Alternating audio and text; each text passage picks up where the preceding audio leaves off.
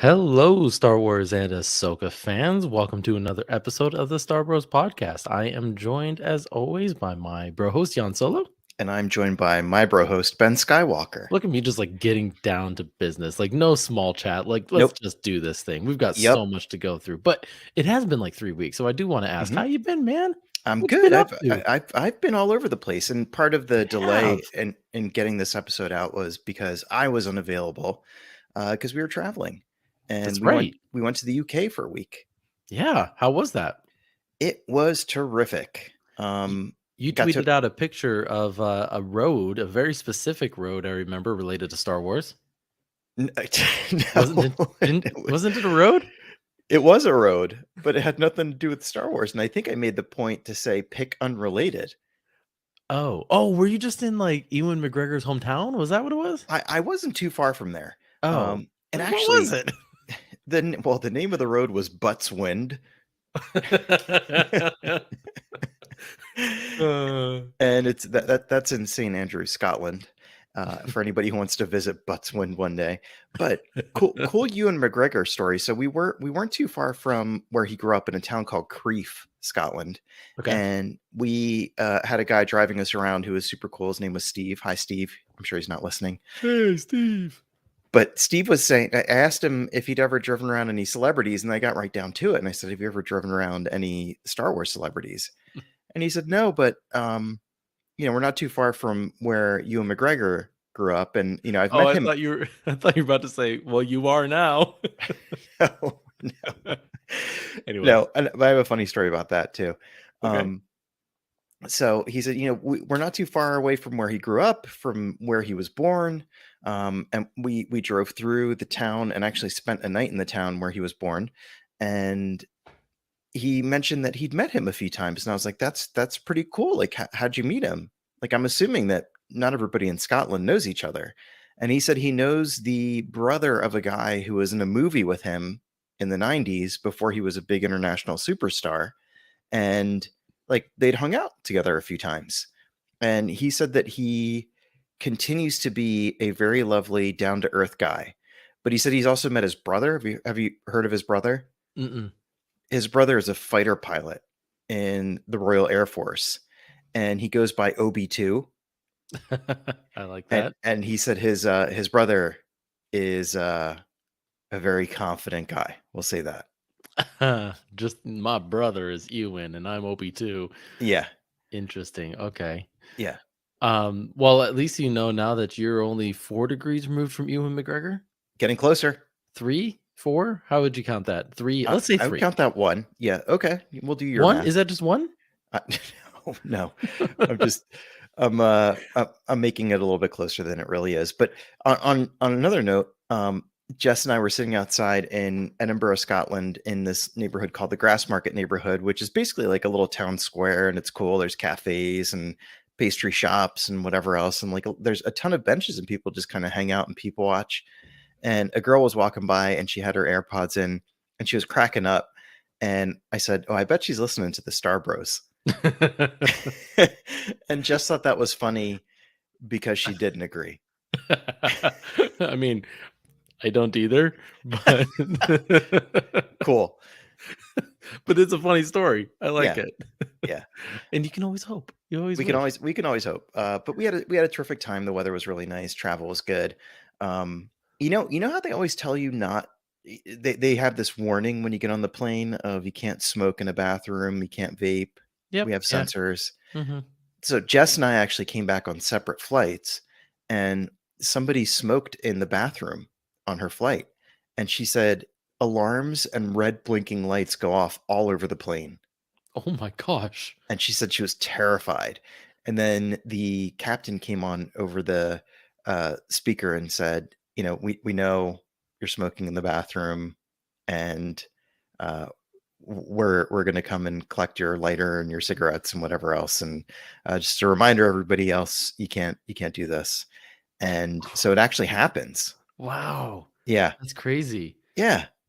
In And I mean, it's a long 2023. flight. I get it. So, somebody probably is having a really hard time managing that addiction, can't go 8 hours or something, whatever it is, 6 Yeah. hours. I can see that being really tough for them. But but You just can't. You're on you just can't do that. not allowed to. We're deep into the 21st century now. Yeah. So, and then came back and went to a wedding, which was a great time in New York, and then came back and worked for a few days and went back to New York again. And so I'm just really glad to stay put for a little while. Yeah. How have you been? Well, Been we're glad furniture that shopping? I went furniture shopping. I was just, on lockdown trying not to get my house broken into by a fugitive of the law. That's what I was doing. Right. That was the thing here. For anybody who's unfamiliar, that was like in your backyard. Yeah, so Danilo Cavalcante was his name, the escapee. And it made national news. I had no idea that it was going to reach that stage. But when he was Oh out for yeah. like, what, like 14 days or something, and he was in there for a pretty heinous crime too. So Yeah. just recently convicted of it. And a week after his conviction, he's like, I want out of this joint, and he finds a way, and it was crazy. But yeah, 5 miles is where he dropped from my house is where he dropped off the car. Oof. So it was one of those things where it was happening in like the southern part of the county, and we're like, oh, okay, that's far away enough. Like they'll figure it out. Sounds like they're getting close. And then next thing you know, he's in the town, down the road from us about 20 miles, and then he leaves there and drops the car off 5 miles from my house, and the whole community around here was just like on lockdown. And and then the night that he he stole that, he found a way to steal that gun and everything, that was next to my kids' elementary school. Oh yeah. And That's then way th- too that that close was for like comfort. that was when I was just like, all right, I'm done. This is too close. And just I was, Where's Cad not Bane feeling when you need safe. him? Yeah, where's I'd choose someone other than Cad Bane. Yeah, really? Okay. I mean, I'd choose him, but I mean, he'd probably, take me out with the bounty too. I Well, just as long as you pay him, I think you're fine. I would hope. Yeah, he's an honorable man like that, right? I guess. I don't know. I don't want to guess. But that was while you were out traveling, I was just on lockdown. Yeah, that's wild. It's crazy. Right before we left the UK, there was a guy who escaped from a prison in London I guess he was like on laundry duty or something, and they have a truck that comes and brings clean linens for the prison, Mm, and somehow he like shimmied under the truck and held onto the bottom of it while it drove away from the prison. yikes. Yeah. I don't know if they got him. I would hope so. Anyway, let's not dwell on stories like that. No. We've got Ahsoka to talk about. And we have And 3 episodes to talk about. 3 in And, like an hour. yeah, and we're going to take a little bit of a different angle on this, you could say. We're, Yeah. we're not going to go beat by beat and talk about everything that happens in each one of the episodes that we think is important, because they're chock full of different things. What are Yep. we going to do instead? We instead are going to pick some of the major themes or moments that really stood out to us, and dissect them, go a little bit deeper into them. Yeah. Again, we're figuring that everybody that's listening to, spoiler alert, like you've watched these, you know what happens in them. You don't need that beat by beat, and there's a lot of other places where you can go and get that. But we figured we just dive deep into the things that really stuck out the most to us. Yeah. Stuck out the most to Now us. you sound Scottish. No, yeah, who you went there, and I'm the one who came back with the accent? That's weird. Wild. Um, what? Wild. Wild. Oh, I thought you were saying another Scottish word. No. Uh, so that's what we're gonna do. You want to Starting hear a with Scottish word I would, yeah. that I picked up when I was there? What is it? Tatties. What does that mean? Mashed potatoes. Okay. I like it. I I love can use it. that. I I like love that it. one. I'm going to use it the rest of my life. I just never would have made that Tatties. connection. Tatties. Yeah. Okay. Um, I don't know how to transition from that. So I'm just gonna say, let's talk about Time to Fly. Time to Fly. Yes. Part 3. So I was thinking about this, by the way. So the different uh, Star Wars series over the last few years have had different naming conventions for episodes, Mm. and they've had different themes. Chapters, Chapters in the parts. Book of Boba Fett. This one is parts. What was And Andor again? Oh, that was one other thing I did in the last time since we recorded. I watched all of Andor again. you rewatched it. Oh, does it Yeah, hold so up? good, so good. It's so good. Yeah. Oh, I love it. So I good. love it. Where was I going with that? Oh, there's like different kind of thematic vibes to each of these shows. And so Mm. when it was more pronounced, I think when it first started, but The Mandalorian started like a real Western, didn't it? Yes, it did. Felt like it. Sounded Felt like it, even the sounded like music. it, felt like it, had that vibe to it. Andor, more of a spy show, Mhm. more of a spy thriller type show. And each of those, has roots in different parts of cinema. This one, we're calling this one different parts. So we're going to talk about part 3, part 4, and part 5 tonight. And what did George Lucas love that Dave Filoni seems to have picked up on? Samurai movies. Mhm. And there are some very samurai kind of moments in the series, Yeah. especially in the showdown between Ahsoka and Balin. But we can get into that. But where do you want to start with Time to Fly, part 3? Yeah, I thought we would start with something that I think was talked about on along the interwebs, and something that I picked up on, was thinking a lot about, and that's the idea of Sabine learning to use the Force, and Hmm.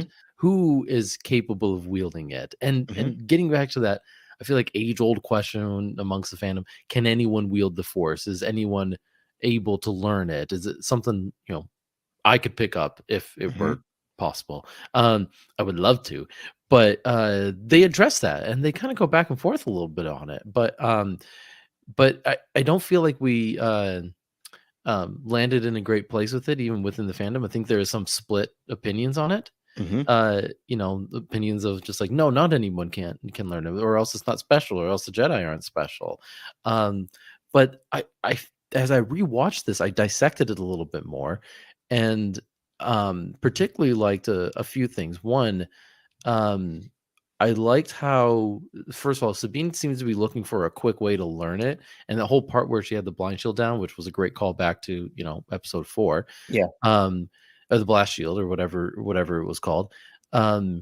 She seems to kind of get there a little bit during the fight, and it's using anger, and again, she's looking for that quick way to, given the circumstance, to be able to learn it, and therefore she's a little more tempted by the anger. We even see in the next episode in Fallen Jedi, like, she has a moment where she seems to, out of desperation, be able to use it.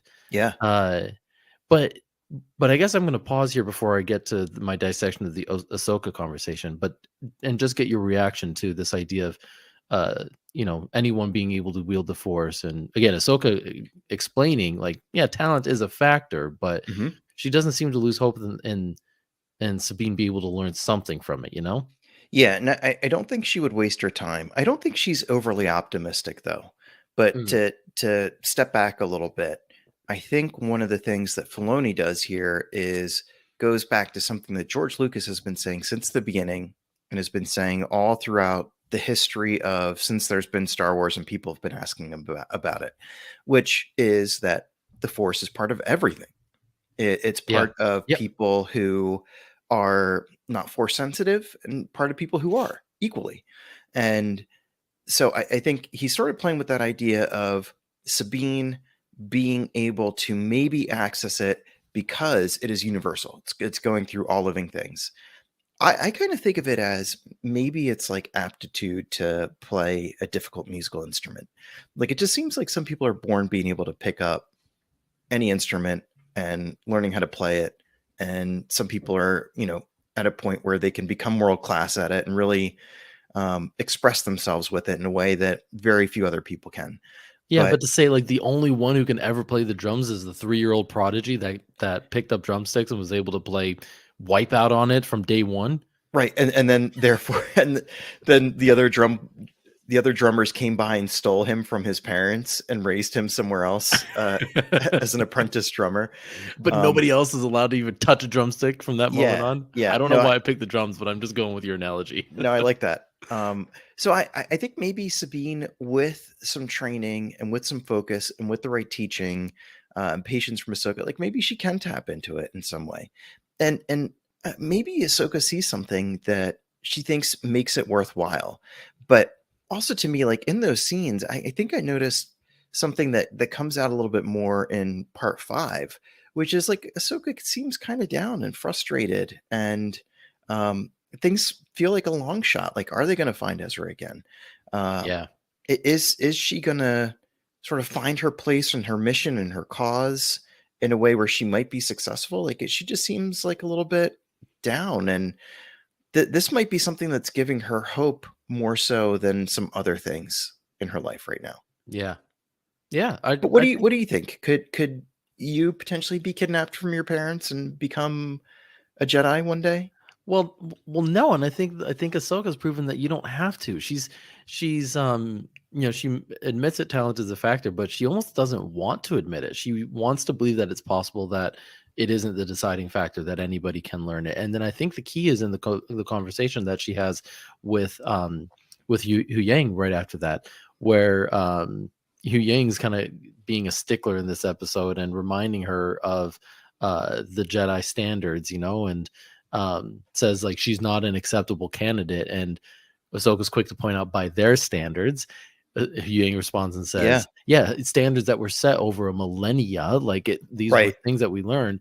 Um, and Right. and then she says, He's always running off of two things. It's his programming and it's 1,000 "Yeah, years of experience. oh yeah, exactly." And he knows all. That's why he's a really. It's really interesting to have him paired with Ahsoka. Yeah, Just knowing that he has all this experience built up in him, and she's not the traditional Jedi. right. Um, but then she quickly points out that that the Jedi failed. Yeah. Like just because they built up all this knowledge over millennia, it didn't prevent them from failing. So there's the standards failed in her mind. Hmm.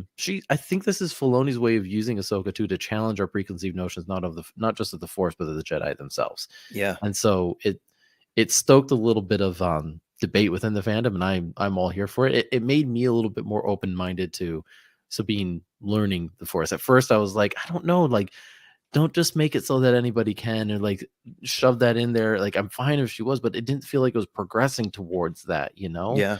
And other than just picking up being able to pick up a lightsaber and the dark saber and then learn how to wield it, like there is something there, so I can see a way that she makes the connection eventually, but I didn't want it to be forced just for the sake of forcing it, and this kind of opens up my mind to it not being forced, if that makes sense. Yeah. And I like that. And you know what I worry about?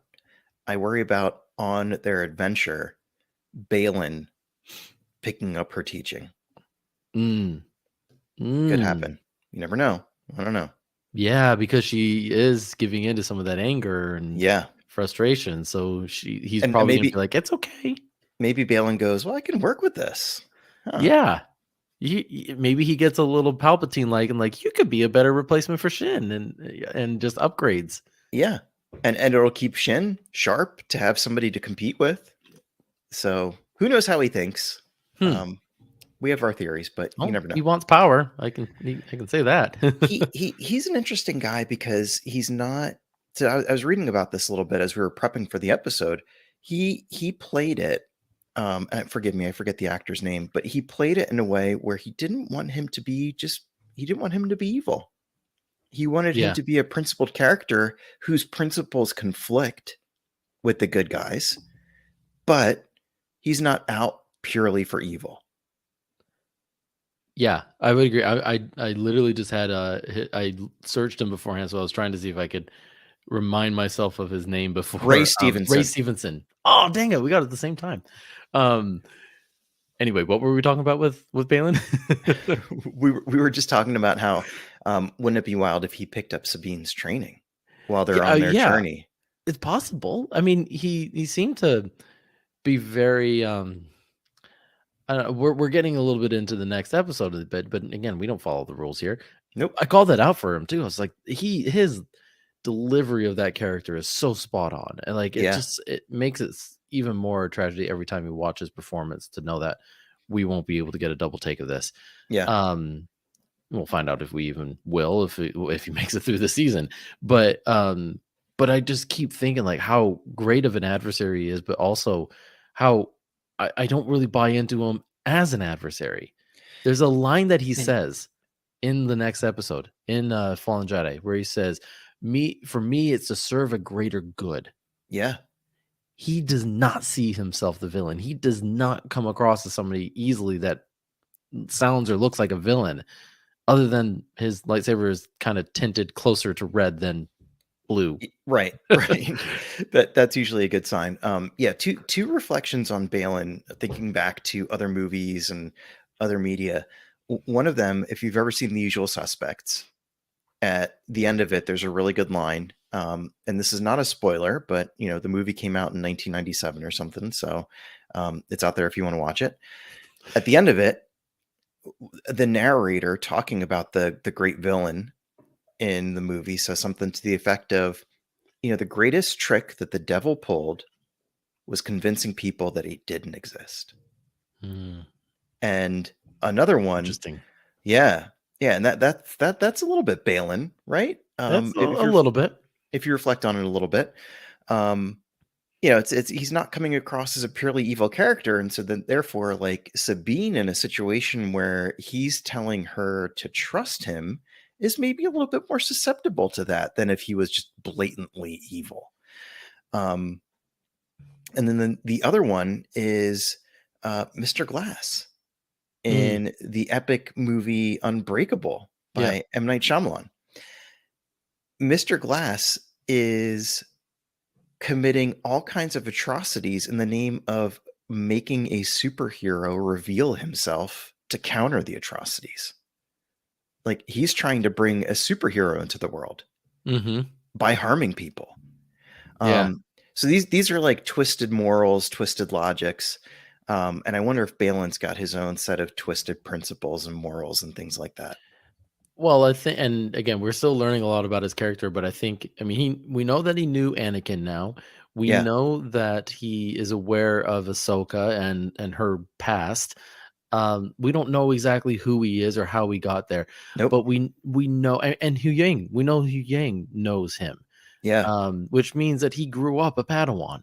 He grew up a Uh, Padawan. He has his own disciple slash Padawan slash apprentice now. Maybe he doesn't yeah, use those words. following no, but they were following the Jedi Order, or the Jedi and something like, I think he believes that the greater good is bringing apart to pass a new Jedi Order that doesn't have all the faults that both Ahsoka saw, that Mm, he saw, that led to the rising of Anakin. That yeah, I think he just sees what he's doing as good. yeah, I think he really believes in it, and he does stuff like when he tells Sabine that he won't harm her Yeah, if she hands over the map, and then he yeah, keeps his word. yeah, Like little things like that, they're all consistent in a way. But again, maybe it's a twisted logic, twisted principles, but he's sticking to them. yeah. I totally agree. He's an intriguing character, and it's so fun to watch him. I just hope that we keep getting a little bit more of him, because I feel like there's more to uncover with what his backstory is, or how he got to be. And is he truly evil, or is this just like one of those gray zone places where you've got and this would be perfect as antithesis to Ahsoka, who's kind of the gray Jedi genre, Yeah, um, to kind of have this kind of gray nomad, uh, you know, I'm trying to think of the antagonist yeah. to square off with. It's a little bit. I think up until part 5, it's a little bit gray on gray, and he's a little Yeah, bit dark gray. exactly. Um, but and here's an interesting thing I read about. Again, looking at some of the background stuff. So Peter Ramsey directed the next episode, and he gave some insight into what it was like to work with Ray Stevenson. And he said that him and Filoni met to talk about the episode, and Filoni and and and um and Peter Ramsey agreed that they don't want to see Balin fight like a normal Jedi. Mm, Instead, they want him to fight more like a knight. And if you see like the I could lightsaber see that. battle between Ahsoka and Balin Skull, he does a lot of like overhead chopping where he like brings the lightsaber Yes, down like yes, he's swinging a sword. And yes. they I said noticed that. specifically they wanted it to be a little bit of a bigger lightsaber. And what they told him, I guess, to picture was that he was holding a giant knight's sword that's called a claymore, and he was swinging that around rather than the lightsaber. Hmm. So there's something different about him, I think that lended well to like his physicality because he looks like he's a big dude, or was a big Yeah. dude. Um, but I think that there's just something a little bit different about him. Like there's a branch off the tree of the Jedi Order that he's trying to establish to be the new way that they're going. Yeah. Yeah. I couldn't disagree more. And Couldn't it disagree more. I couldn't agree more. That's Oh, what I meant. I okay. couldn't agree more. I don't know. I It's fundamentally it's past dislike your everything. bedtime, not mine. I hate everything you said. Move on. I couldn't agree more. My bad.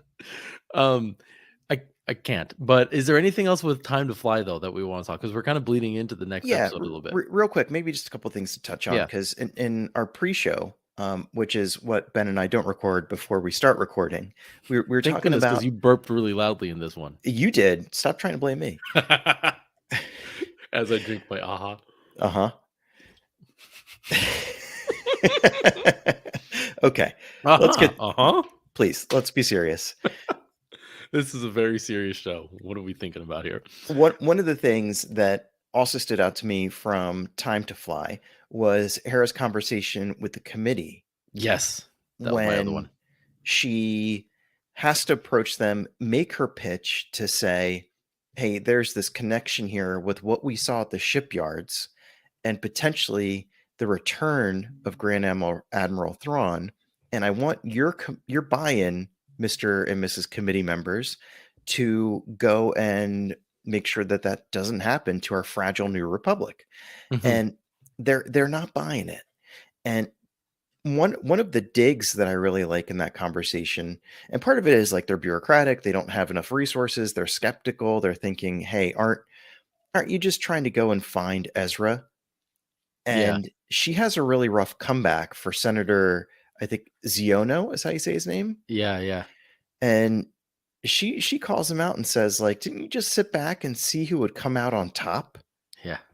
Referring to the conflict not all that long ago between the Empire and the rebels. And just like, yeah, when started with that was like, did you ever fight in the war? Yeah, no, he sat it out.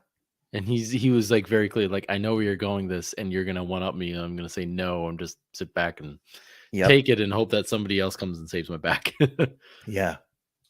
And that's what the good guys are truly up against. And that makes it really tough when you have to deal in this bureaucracy. And we see in the later episodes that she kind of works around a little bit, but I thought that was worth calling out. But I also wanted to mention that this episode is when Hu Yang, I think for the first time, mentions that Sabine and Ahsoka really need to stick together. You always do better when you're together. Please stick together. That's the next episode, you mean? Or Isn't it in Time to Fly? no, that's in Fallen Jedi. That's the next Okay. one. Well, Yeah, then yeah, yeah. that's our But it's a good transition. that's a good connection point. No, I want to keep talking about that. Okay. Don't transition me too soon. That was a great point. Okay. Come Okay. on, man. First of all, isn't it great to see Mon Mothma as Chancellor? Yeah. Like that was a cool little treat. Yeah. I felt. Absolutely. But I guess the main thing that I kind of thought with this is they're really doing a good job with the Mandalorian and Book of Boba Fett and everything that's kind of taking place in this time frame to show the state of the New Republic, and it's not good. And you didn't expect it to be. It's like there you've got a new order that's trying to establish itself with power and trying to, be different from the last one, to be less tyrannical, right? And like, Yeah. get back to some of those key freedoms, and in doing so, it's going to be rough. It's going to be difficult, and there's going to be people who remember both sides that are going to either say, this is better, this is worse. It's not going to be a smooth transition. Right. And so we're seeing that play out. I think what I struggle with the most in this interaction is that the senators themselves, the ones that you've chosen to lead, don't seem to know what they're doing or don't seem to be fully bought into it. And I think I wouldn't be surprised if we find some Empire loyalists in the midst of some of these senators that were on this committee. That one in particular, that Ziono, or Yeah. uh, you know, I think it would be surprising if one of them wasn't. So that's why I'm holding my breath for that, because I think that'll actually happen. I think that's spot on. I think there's probably still remnants of the Empire in the Senate. And I think there's, just like Ziono was waiting for the conflict between the rebels and the Empire to play out. I think he's probably, him and some others are waiting to see, is this New Republic thing going to stick? And if it Yeah. is, I want to get a seat at the table now and have a little bit of power. But if it's not, like, I just in case, I want to keep my options open. And so it Yeah. feels very fragile. Yeah. Yeah. And you do see how seeds of the new order could plant themselves anywhere amongst this. Like Absolutely. to either sow discord or at least to get away with it while the fledgling New Republic just can't seem to figure out what it's doing. I mean, leave it to Filoni and all the other architects of this time period, to Favreau included, to bridge the gap between the fall of the Empire and the rise of the New Order, right? Yeah. Or the First Order. I mean, I keep saying New Order. I mean First Order. I know what you meant. But so anyway, yeah, that was a great series. That was a great episode too. I mean, we were introduced to Jason, which was really special. Yep. To finally be able to meet him. Little Hu green Yang, hair Jason. yeah, he's perfect. I really like him so far. And it was a short episode. It was only like, That was a shorter one. If you cut out the opening and the credits, it's only about 30 minutes. Yeah, it was pretty short. Yeah. Each one of these episodes that we're talking about gets progressively longer, by the way. They do. That's right. And They're each about 10 minutes longer than the last one. Well, before we move on, I mean, this is one of the best dogfights I think we've seen in any Star Wars. Whoever thought we'd get a live action dogfight going between Purrgil tentacles? Not me. Not me. That was pretty cool. But also Hu Yang was just amazing in this episode. Yeah. David Tennant has been wonderful. Definitely one of the standout performances. There's another one that I want to mention when we get to it in part 5. But yeah, he's been terrific. Okay. And just we talked about this in our last episode, but the way that they set up his eyes to be expressive through the eyelids that are like set in his face. Yes. He doesn't have a lot of movement to him, but that's enough. It's enough to communicate all different types of emotions, and they do it so well. We've talked about that so many times on the show, like the ability to find new ways of making droids emote, and that has got to be one of the best so far. You know what that reminded me of, though? Well, all right, everybody, sit down if you're not sitting down. You remember the Star Wars Holiday Special? I do. Remember the cartoon? Where's this going? The cartoon where they go to Boba Fett's Chef Boyardee tomato sauce ocean planet with the Loch Ness monster. I'm still trying to block it out, man. But keep going. C-3PO's eyes blink a weird way in that cartoon. Oh yeah. There's like at the bottom of his eye, his eyelids open up like a V. Oh really? Yeah, and they sort of open and close. Yeah, like inset, like where his eyeballs would be. And I wonder if they went back and looked at that and said, like, hey, if we kind of like turn that, that's actually kind of cool. Yeah. Better that than them going back and saying, you know what, we need a tomato sauce ocean. And a Loch Ness monster. I'm sure Filoni's trying to find a way to get that in there somehow. Potentially. Like he got He's Little starting Ro Hood's with the eyes. Ice cream maker in there. So yes. Give him time. That was actually Favreau. Credit where it's due. Yes. But, yeah, okay. Exactly. Let's go to part 4. That one was called Fallen Jedi. And we've already covered half of it. Why was it called Fallen Jedi? Yeah. Balin. Right? It's not because Ahsoka falls off the cliff? Or Ahsoka falling off a cliff. Yeah, there could be either of them. there could be a lot of reasons. Yeah.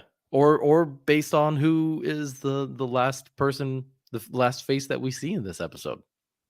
There's 3. Who's the last face that we see? Anakin. What? I mean, he's a fallen Jedi. Yeah, you're right. But redeemed. Yeah, like that's his final title, but at one point he was a fallen Jedi. He was. Okay.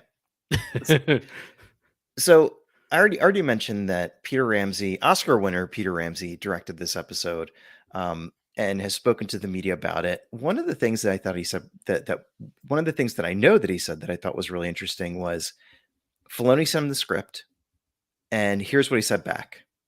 He said, Dave, man, you gave me a foolproof episode. Okay. And in his words, he said, everything has to fall apart for it to be compelling in the end. And he felt like this is the episode where things really start to fall apart. Yes, absolutely. And each one of these episodes, too, for me, gets like a little bit more cinematic. And Mm. this is the one I think where they really lean into what feels like a Jedi movie, not Jedi, a samurai movie, where there's a lot of buildup that leads to an epic sword battle. And we get that with Ahsoka and Balin finally squaring off. Hmm. But what were some of your main things from this episode? I want to talk about the world between worlds and some other stuff, but what else jumps out at you? Well, I mean, the main theme of this one is stay together. And it's a great line that Hu Yang delivers. And as soon as I heard him say it, I was like, okay, That's not going to happen. this is the well, I was thinking first, this is the theme of this episode. Yeah. Whatever happens from here, it's either going to be because they did or did not stay together. Yeah, that's a good And call. as it played out, and they did not stay together, um, I think the events unfolded the way that we all expected. Yeah. Not well for the heroes. It Yeah. fell apart. Yeah. I know that if they stayed together, like once Ahsoka dispatched Marok, Mm-hmm. she should have run over there, taken care of Shin, and then the two of them go and stop Balin. Like it would have worked out perfectly. Yeah. Hu Yang would have been right and be able to say, "I told you so," Yep. and He would have wouldn't be loved left that. crying at the beginning. Yeah, exactly. He wouldn't have been left crying at the beginning of the next episode. Like, oh, Mourning. yeah, he literally was. Like his eyelids were like very small. You Yeah. remember? Yeah. But so that's what stuck out to me. I mean, just the fact that as soon as he said that, like, and more importantly, you saw the power of the two of them together at the very beginning. Like Yes. when they went up against all those marauders or henchmen. I mean, it was like child's play for them, but they did it so eloquently. Like the choreography of that scene was just perfect. It was great. It's Yeah. exciting. And You saw their power together. and on their way there, there was a moment where Sabine runs down and she's doing the tail gunning work, and they're getting followed, and they're not really communicating all that well. Right. And finally, Ahsoka says something like, "Sabine, what do you need?" Because Sabine was Mm. sort of barking Mm. orders and saying, like, do this, do that. Ahsoka was focused on where they were going and being evasive and whatever. But when she asked her, "Hey, what do you need? How can I help you from up here?" And they started working together, things started to really click. Yeah. And that totally followed through to this episode. Yeah. And just everything about their different, even down to the weapons, their fighting styles, everything else is complementary to one another. Mm-hmm. And yeah, you see that fall apart a little bit here. Yeah. And I mean they do well by themselves in the battles that they're in, right? Absolutely. Like Ahsoka takes care of Marok, and it was really cool. Like kind of confirmed his identity. Was there was a lot of people going off like, oh, that Marok is Ezra in disguise or something, like coming up with these crazy theories. I Yeah. won't say that I wasn't one of them at one point, but anyway, Mhm. I'll admit it. I was at one point. It was like maybe he is. You don't just cover No, up his face for no reason. it's a cool theory. But then I think the result was even cooler. It was like, oh no, it was a corpse that was bewitched by the by a night using night sister magic. Like that. Definitely Cool. a creepier outcome. Yeah. Just in Yeah. time for Halloween, everybody. Yeah, and just the way that Ahsoka dispatches them the same way that Obi-Wan dispatches Maul Yeah. is just like it's just so well perfectly executed. Yeah. That whole sequence. But another thing I picked up too in the sequence was I mentioned Sabine's small moment with the Force. And we talked about the last time how anger kind of helped her in the moment, right? In this case, it wasn't anger, but you could kind of see desperation settling in on her face, right? Yeah. Yeah. And Yeah. so I think what it was hope. That classic theme of Star Wars coming into place, hope to survive, and using the Force to kind of help her in her Mm, demise, to not suffer the same fate that she did the last time she was facing off against Shin. yeah, Like she was a bit prideful in that moment. Like I can take her. I know what I'm doing, yeah, and really wasn't like here. She was kind of on her way to meeting a similar fate, and was able to find hope to just take a small moment and push her arm backwards. yeah. That was my theory, at least. Did you have any theories on that? Yeah, I can see that. I think like moments of desperation are really clarifying. Um, you can't think like when you're in a desperate, like you're in a fight like that, you're in a desperate moment. Like your mind doesn't wander. You don't think like, oh, did I leave the stove on at home or anything? And there's this long tradition in Star Wars of clearing your mind to be able to better connect with the Force and Mm, unclouding your thoughts and so on. mhm. And if she had that moment of desperation and turned it into a moment of hope of, hey, I've been working at this, maybe this will work for me now, then I could see her potentially tapping into it in a healthy way for the first Yeah. time. Yeah. So maybe it was one of those things, but yeah, you She's do. learning. She's learning. It's a shame because you see a glimmer of what's possible Right. before the wheels really come off. Well, until she realizes that she doesn't need that to help her in this situation. She could just use her Mandalorian tools. Yeah, And that was just as effective, you know? pretty cool. Yeah. Yeah. Um, what else do you want to talk about with this Um, episode? I wanted to mention really quickly with the map, and Okay. there's the world between worlds that we see in this episode, Right. but there's something from Legends, and I can't remember where it first popped up, and I'm not even sure if I know where it first popped up, but it was this idea of the intergalactic void. Mhm. And it was sort of like the world between worlds is independent of time and space and everything else as we know it. The intergalactic void is the depths of space between galaxies. And in this case, Morgan Elsbeth and team are going to have to travel through the void to get to the next galaxy. And the danger is if you somehow get stuck in the void, then your nav systems have nothing to orient to, Right. and there's like no way to get back. It- I mean, that makes sense for what we eventually see. It's between time and space. Right. And so you see, The international hole of pancakes, as this episode is called. yes, yes, nice. So I thought it was Sorry. cool that you see Ahsoka go off into the world between worlds while Sabine is being dragged through the intergalactic void on the way to a different galaxy.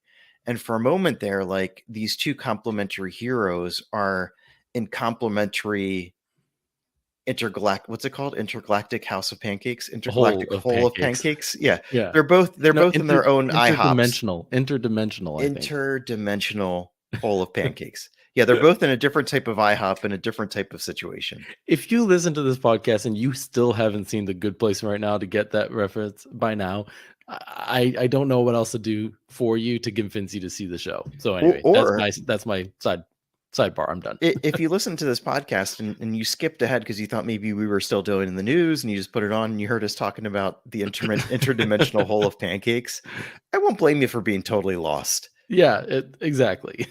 Me neither. Speaking of news, though, did you read that article I sent you about Donald Glover and Lando possibly being a movie? Yeah, I did read it. Yeah, good E- article, right? Exciting news. Exciting. Yeah. Anyway, let's back to Ahsoka. Yeah. Shall we go to chapter 5? Yes, in just 2 seconds, there was just one more thing. I mean, this was just a fantastic episode all the way around. I mean, Jason proving that Jason is force sensitive with the Yes. he's got a bad feeling comment. Um, Carson Teva being back. Hmm. Obviously Anakin the surprise at the end. Even just the transition to the world, like going from the ocean to the stars, like that was Yeah. just something of beauty there. And then confirming the history of Sabine and her family dying in the siege of Mandalore, Mm, the night of 1,000 tears, like yeah. that was a pretty intense moment and helped you really understand, where her head was at the beginning of Yeah. this season, and like why things fell apart with Ahsoka too. Mm-hmm. So I mean, there is even that whole montage of how Balin was able to convince her to give him the map was fantastic. Just the So way good. he kind of just like riding a bike for him, he just breathed and was like, all right, I'll convince you to give me this thing. And Hmm. oh, he pulled out every punch he could. It was Yeah. brilliant. Yeah. So anyway, just want all the amazing, lightsaber battles. It was just a fantastic episode. Probably my favorite of them all so far. Really? Okay. Yeah. By the way, quick sidebar. I'm one of apparently a lot of people who has more often been watching TV with the subtitles on, especially a show like this. Oh yeah, I don't think you're alone in that. That's for sure. No, no, I saw something on TV on Friday, I think, about how like some of it was like, oh, well, some people have their sound settings to surround sound when they don't have a surround sound system, and it makes it harder to hear the dialogue. Um, Yeah. but I don't think that's me. But one of the things I really like about it is there are descriptors in the Yes. text at the bottom that say things like music becomes enchanting. Like, oh, what does that mean? Like, Yeah. what is the message there? And so I think for me, it's kind of adding to it. And there were some enchanting music moments in this episode. Yeah. I would have to watch the subtitles to actually pick them up again. I don't know if I can point and say like, yeah, that's a moment. Do you Yeah. remember when it was? Let me get back to you. Never. Sorry. Well, thanks. You're welcome.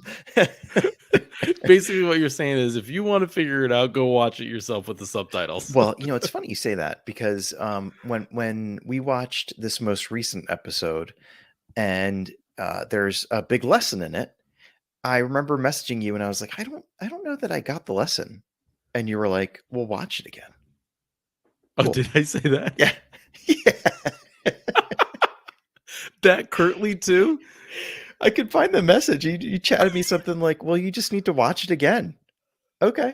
I don't think I meant it like that. If I did, I think I was just like, maybe I thought I said something like maybe it'll like become clear on a second watch, because I said I needed to watch it again too.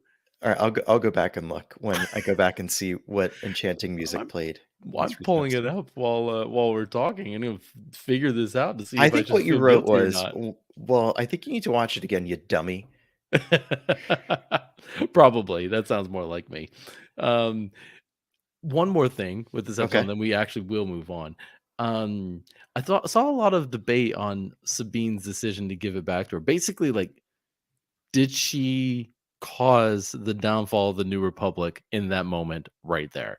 Yeah. It was basically I related to a Star Lord moment of like when Star Lord found out Oh, yeah, good one. um that Thanos had killed Gamora, Yeah. and he just starts like wailing on him, and like their whole plan just goes to waste. Yeah. Um I just that I thought about it in that moment. I was just like, yeah, she's pulled a bit of a Star Lord and kind of screwed everybody. But that was kind of the reaction out there. But I also don't blame her Yeah. in that moment. Like, she's probably calculating in her head, like, if I destroy this right now, I'm dead, Right. you know? And maybe that's a sacrifice you should be She's willing to dead. make. There's basically no chance of ever finding Ezra. Yeah. And so it's not entirely selfish. Like she does genuinely want to find this guy. Yeah. But is that okay though? Is that okay that she lets those It's desires trump the her it's duty in that moment? the two of them, Sabine and Balin, both have their own rules, their own sets of logic, their own principles that they're working within the context of. Hmm. And neither of them, both of them are different shades of gray in this situation. Mm, okay. And so it works in her mind. She struggles with it. She Yeah. really struggles with it. I don't blame her for the decision she made. I just the No. debate was happening. I'm just like, okay, it's interesting. She did have a moment here where she made a decision. We're all like, oh, don't do it. You shouldn't do it. But I don't know if she had a choice. And And I don't, were you surprised? oh, absolutely not. Because Right. I mean, partly because I know we're getting Thrawn. Right. um, we got to get him at some point and somehow. So we were going there no matter what. Yeah. But the decision that Sabine is faced with in that moment, Yeah. I mean, I think she made the right one. You know, lose this battle, fight the next one. Yeah. That's kind of the way I think she's thinking about it. That's a really good way. That's a really practical way of thinking of it. I think if that's it, then I owe her more credit. I think we all do. Yeah. Again, like Ahsoka's gone. You'll be gone Yeah. if you follow through with shooting this thing. There's I don't Yeah. know. It just makes sense for her to just, keep going and fight the next battle and then fight the next day. Yeah. Live to fight another day. That's the phrase. Anyway. Speaking of which, also in this episode, Ahsoka loses her battle with Balin, gets thrown off the cliff into the ocean, wakes up in the world between worlds, sees Anakin, calls her Snips. Beautiful. Mm, And such a great moment. yeah, and finds out that she lost that battle.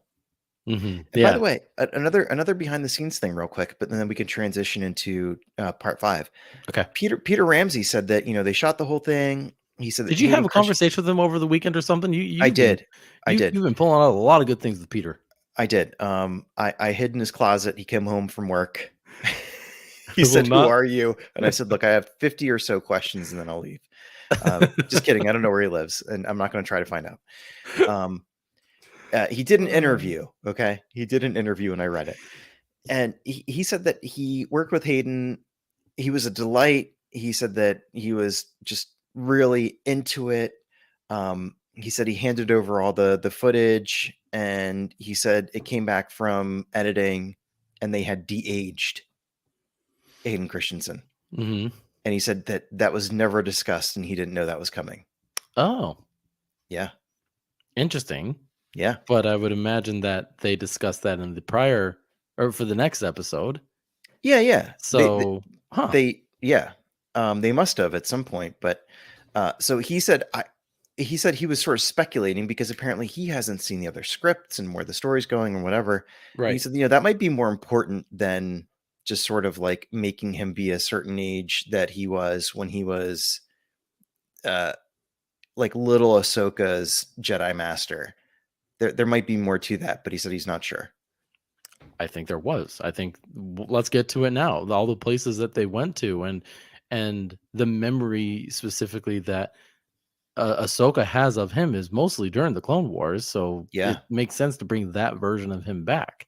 Yeah. And again, this is the world between worlds. So any version of him could come back technically. True. Any portal that they would open up would lead to a different version of Anakin. So yeah, bring back the one that's most familiar to us, most familiar to her. Yeah.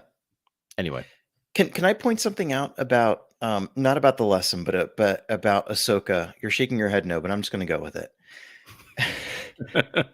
Because I think we're gonna dig into the lesson a little bit here, but yes, something that happens to Ahsoka over the course of this episode, and I think over the course of the last few episodes, is we feel Ahsoka, I think maybe being down a little bit, maybe being a little bit, or very much the gray Jedi, or the I'm not a Jedi, and the end of her time in the world between worlds.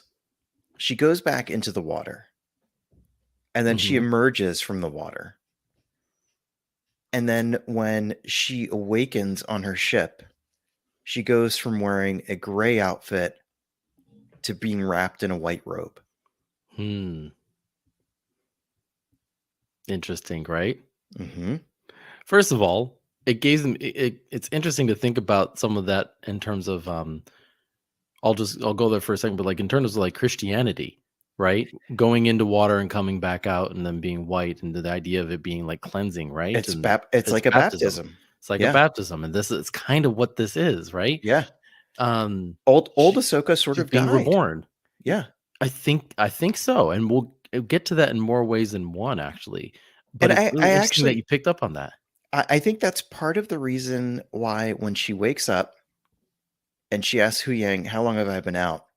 He says, "Only 1 day, one rotation." Yeah, not from like a Good Friday to Sunday, for example. Yeah, Like yeah, yeah. we we want to dispel that there's a parallel there. Right. Um, so she's being reborn, but she's not necessarily messianic. Yeah, I think you're right there for sure. This isn't. And Yeah, then a whale eats her. I did make some connections to Jonah while we were watching. It was like it's just Jonah and the whale. So Filoni So goes yeah, from straight samurai to he's like Old and New Testament. he's mixing like Buddhism and Totally. Christianity all in one. It's great. No, but I think I think it's really interesting that you reach some of those conclusions, and I reached a similar one, but with different hints. And Okay. so it's really interesting to hear the ones that you reach, but we got to go through the lesson first and how she got there, Okay. if you don't mind. So I wrote a lot of this down, and I'm going to read some of it because it took me so a little bit to dissect it, and I kind of kept pausing and going back and thinking about it. Yep. But I kept thinking about Anakin's lesson, um, that right at the beginning that he says you have a chance to live. Like it's good that you remember. Now that means that you have a chance, um, and the lesson being live or die. And you're like, okay, so how is this going to come about? So I mean, we get a beautiful montage of Ahsoka going back into her memories, into the one of their first battles together in the Clone Wars. By the way, I gotta give, and I'm sorry, I don't know the actress's name, but Ariana something. yep, the actress Ariana. Ariana who plays little Ahsoka is so good in this. She's so good.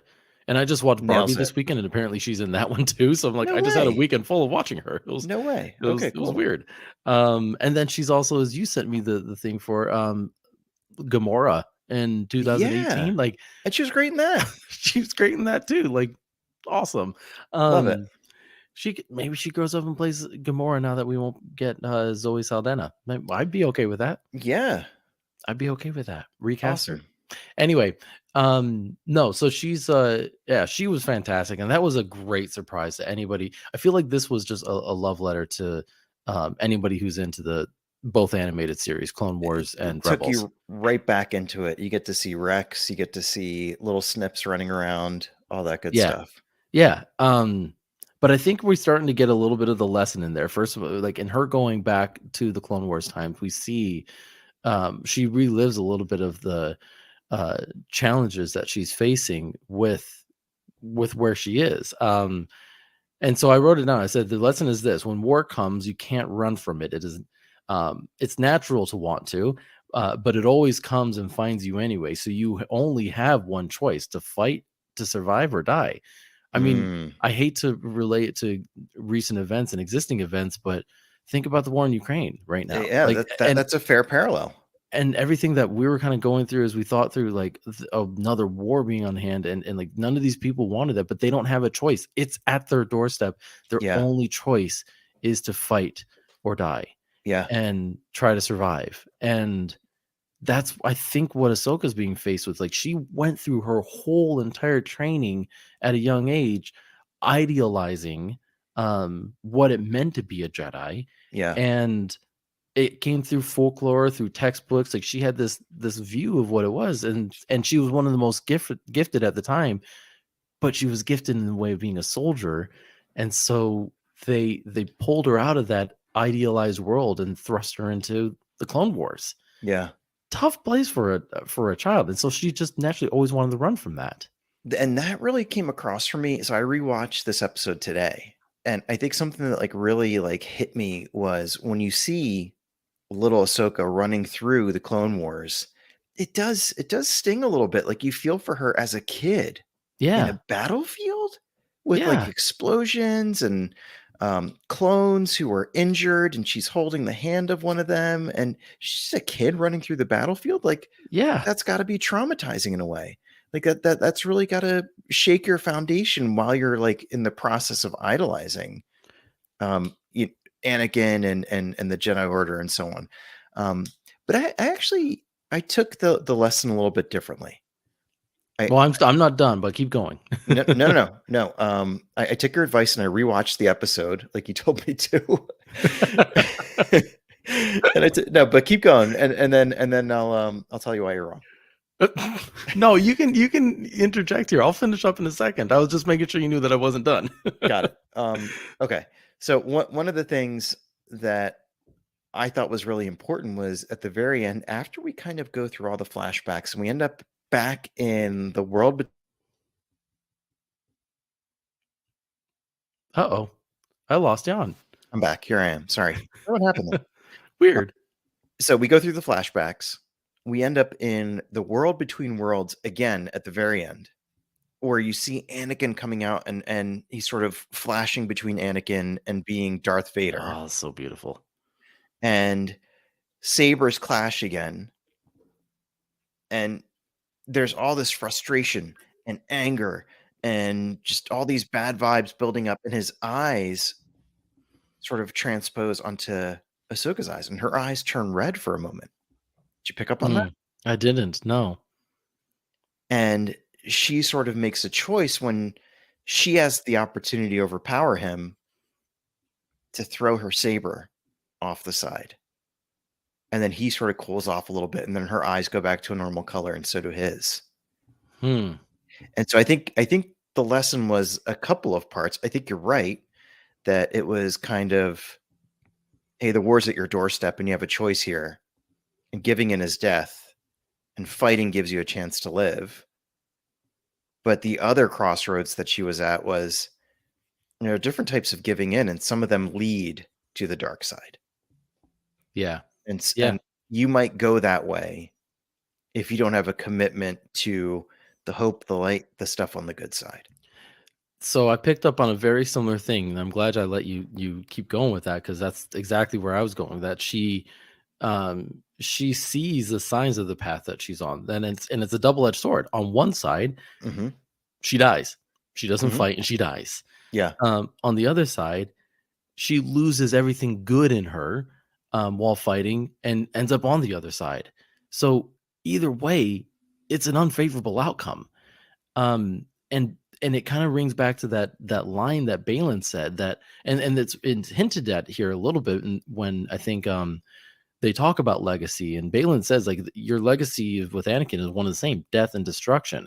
So Mm. she is legitimately worried that she's going to fall on the other side of that sword, and doesn't see how she can kind of balance between these two worlds. And Mm. this flashback is just reaffirming some of that. But I think what she eventually learns through the argument that she has with Anakin, and then eventually fighting the evil version of him, she eventually learns that she isn't destined for the same fate as Anakin. That Yes. as she, when she bests the evil version of Anakin, she says, "I choose to live." And I thought about that. I was like, okay, so what's the point there? But there the two key words in that. The first one is live, and that was the lesson that Anakin was trying to teach all along. Was that meaning that she knows that in war you have to fight to survive. Mm-hmm. And then the second key word, and that is choose. Mm-hmm. But that means that she has a choice to live out that their shared legacy differently than Anakin is. She doesn't have And to become him. exactly, she doesn't have to, and she's finally realized that in that moment, I am not going to become the worst of him just because I'm part of this Jedi Order that has Yeah. whose Produced standards have him. fallen, that has produced him. Exactly. Yeah. And in that moment, I'm thinking, is she willing to accept that she's a Jedi again? And this is where I get back to what you just said. Like, she wakes up wearing white. That's one sign.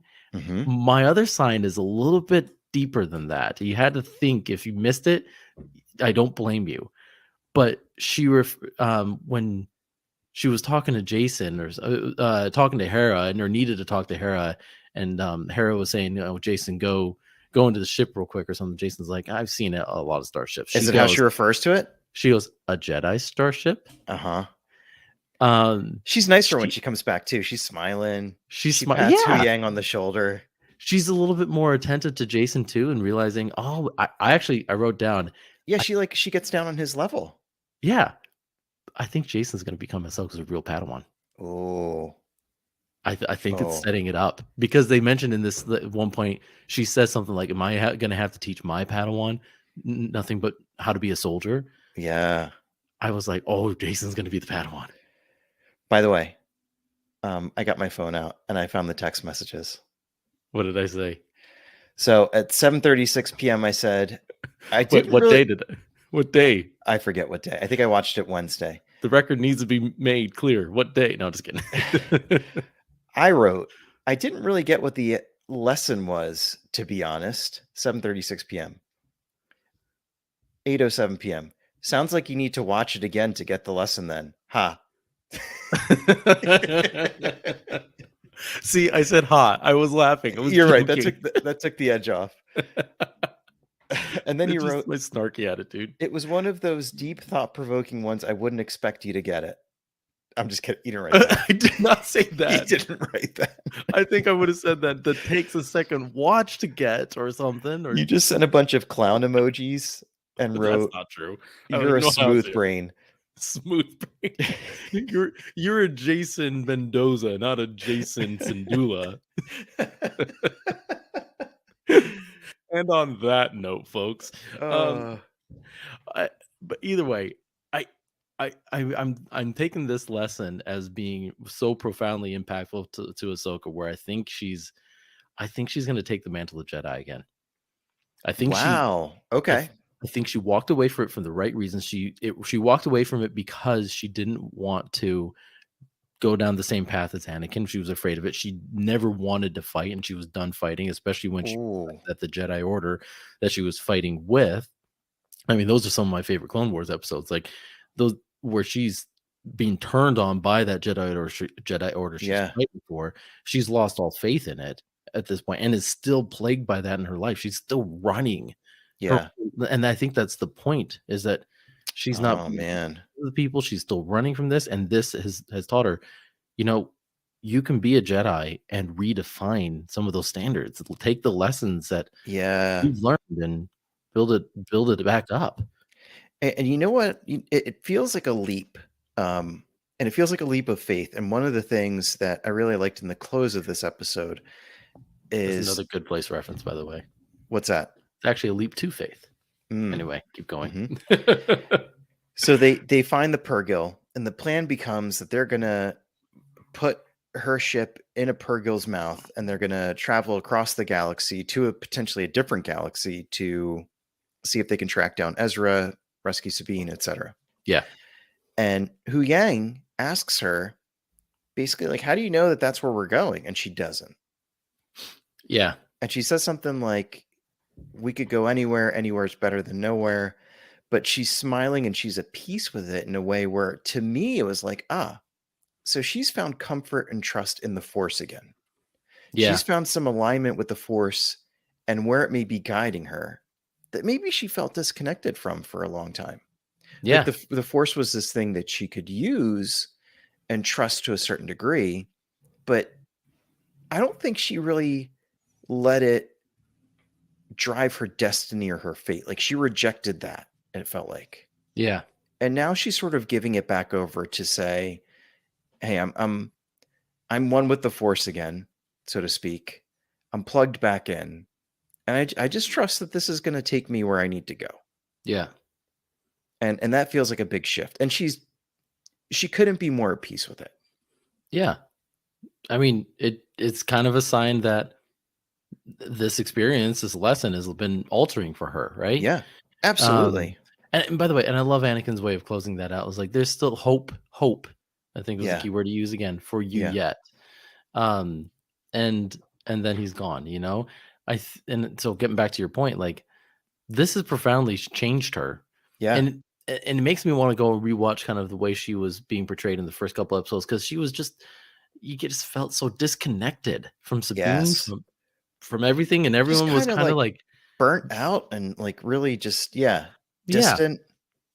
and everyone was kind of commenting like, there's some that were just like, is this Rosario Dawson's performance or something like that? Like, no, it was actually, I think how she was intending to perform her. Yes, it was her performance, but that's how she was written. And I think that's how she was portraying her on purpose. Yes, I think so, and so yeah, So I, I, I'm I I think for the back half of this season, we've got Ahsoka back. We've got like the Ahsoka who has hope back. and we see why this is her series Series. too, Yep. right? It's not just Rebel season 5 or something. It's Sometimes her we series. we finish each other's Sandwiches. I almost clicked the leave button there. That's the line. What are you talking about? I think on that note, we do need to end it. That was a Yeah. good one. All right. Well, thank you for being a terrific bro host and always finishing my sandwiches. Yeah. Appreciate you. All right. Amazing couple of episodes. Amazing 3 episodes, I should say. I'm excited for part 6 this week. Yes. Less than 48 hours away from when we're recording this. A little bit longer for you because it's past your bedtime. You'll watch it in Past my- 72. Yep, I'll watch it in 72-ish. And I But won't hey, spoil. I'm a good friend. I'm a good bro. no, you are. You are. I appreciate you. Hey, we'll be back in a couple of weeks to talk about parts 6 and 7. And in the meantime, please reach out to us. Let us know what you're thinking of the series. We'd love to connect with you. You can send us an email, thestarbrospodcast@gmail.com. You can leave us a comment on this video if you're watching it on YouTube. You can send us a message on X, which used to be called Twitter. Still not used to it. Me neither. At Starbros Podcast. Or if you see us out in real life, you can say hello as well. We'd love to see you. When we were in the UK, people kept coming up to me, and I was like, "Look, I'm here with my family. I just want to enjoy myself." But people did keep coming up to me. For what? To ask me to take their picture. Really? Yeah, I don't know why. You just look like a someone who takes great pictures. I don't know. I guess I look approachable enough. Did you have a camera around your neck or something? Maybe. No, Oh. I don't even own a camera like that. But I didn't think you did. Like everywhere I went, people were like, "Excuse me," and I'd be like, "I don't want to sign any autographs right now." Like, no, I just want a picture with my family, not with I'm you. just a tourist like you. And they would go, "No, can you take my picture?" And I'd go, "Oh, yeah, of course." Did you say not unless you take mine too? No. But no, we'd love to hear from you. We'd love to hear what you're thinking about these episodes. What do you think of our takes on parts 3, 4, and 5? And what do you think's coming? What do you think's coming next? What do you think's coming for the rest of this season? We'd love to know. But thank you, as always, for listening. We appreciate you, and we're already looking forward to talking to you soon. All I know is that I hope next episode is Thrawn. I'm ready for him. I think we're just about there. I think so too, and We've built it up. Wait. We're not going to get him in episode 7 or 8 of an 8-part season, right? It's got to be this next one. It's gotta, yeah, and like, it's going to be good. I have a feeling it's going to be good. I have a feeling he's not going anywhere. That we're going to see his threat loom across the galaxy for a while. Totally agree. What's exciting about it? So, cannot wait. Everything Jan just said. Also, thank you. You're a pretty good bro host too, I guess. Did you go on mute? You're on mute. What are you doing? I can't hear you. There you are. I was cursing because I know that you don't. Oh, okay. And you had to keep this a family-friendly podcast. Yeah, got it. I'm kidding. No, thank you for the kind words. We appreciate each other. But no, and thank you to everyone. Thank you for listening. Thank you for being here. Thank you for love you guys. What was the thing I did last episode that got you to lose it? A little bitty or something. Yes, you were talking about the little itty bitty ghost ship. Yeah, I lost it. Don't do that again. I won't do that again. I'm trying to be serious. No, I'll wrap it up for us because I know you got to get to bed. Does that sound bedtime. Good? All right.